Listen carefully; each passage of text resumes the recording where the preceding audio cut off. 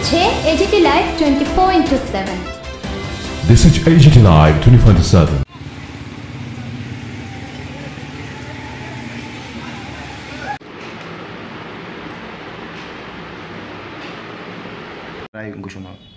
দেখুন, আমরা জানি যে আমাদের আইনগুলো নতুনভাবে, ক্রিমিনাল আইনগুলো নতুনভাবে হয়েছে।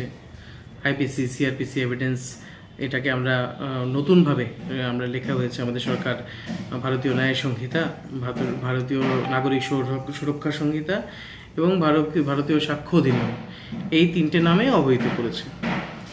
এরপর 1 জুলাই থেকে এই আইনগুলো চালু হয় এবং এরপরে আমাদের হাইকোর্টে সোমবার থেকে আমাদের কেস চলছে। কিন্তু এই রায়ের মধ্যে, এই আইনগুলোর মধ্যে একটা আছে 4H বলে, সেকশন 4-এর H সাবসেকশন সাব ক্লজ। এটার মধ্যে বলা হয়েছে যে কমিউনিটি সার্ভিস, এটা একটা নতুনভাবে অ্যাড করা হয়েছে। যে আগে যেমন শুধু পিউনিটিভ মেজার্স ছিল, শুধু শাস্তি দেওয়া হতো, এখন ব্যাপারটা আর এরকম নেই। এখন শাস্তির সঙ্গে সঙ্গে কারেকশনাল মেজার হিসাবে কমিউনিটি সার্ভিসের জন্যও এটা প্রাবধান করা হয়েছে।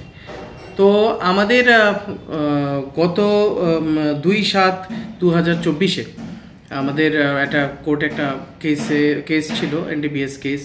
এটার মধ্যে অরিন্দম লোধ সাহেব বিচারপতি ছিলেন। তো এই কেসটা করেছিলেন জীবনজয় ত্রিপুরা এবং শেলেনজয় ত্রিপুরা নামে দুজন ব্যক্তি। তাদের সঙ্গে হিরোইন ছিল, ওরা NDPS অ্যাক্টে ওদের ধরা হয় এবং ওদের জন্য বেল পিটিশন করা হয় উচ্চ আদালতে। বেল পিটিশনটি করেন মাননীয় সিনিয়র আইনজীবী সুব্রত সরকার মহোদয়। এবং এই বেল পিটিশন শুনানি চলাকালীন আমাদের মাননীয় বিচারপতি অরিন্দম লোধ সাহেব বলেন যে যেহেতু কমিউনিটি সার্ভিসও এখন আমাদের এই বিচার প্রক্রিয়ার একটা অন্তর্গত অঙ্গ, তো সেই হিসাবে একটা ইনোভেটিভ রায় উনি দেন।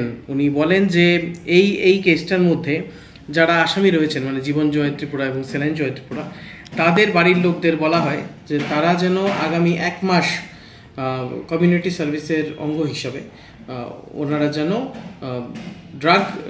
ড্রাগের বিরুদ্ধে একটা ক্যাম্পেনিং করেন, অ্যান্টি ড্রাগ ক্যাম্পেনিং ওনাদের গ্রামে এবং ওনাদের মহকুমার মধ্যে যেন করেন। এবং এর জন্যে ওনারা সাধারণ প্রশাসন থেকে, পুলিশ প্রশাসন থেকে, সবার থেকে ওনারা কোঅপারেশন পাবেন।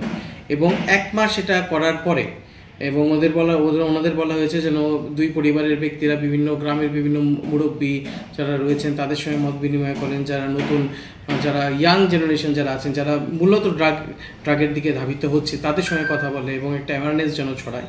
এবং এটা পুরোটা ভিডিওগ্রাফ এবং ফটোগ্রাফ থাকবে। পুলিশকে বলা হয়েছে এটা ভিডিও এবং ফটো করার জন্যে। অফিসার ইনচার্জকে বলা হয়েছে, রেসপেক্টিভ অফিসার ইনচার্জকে।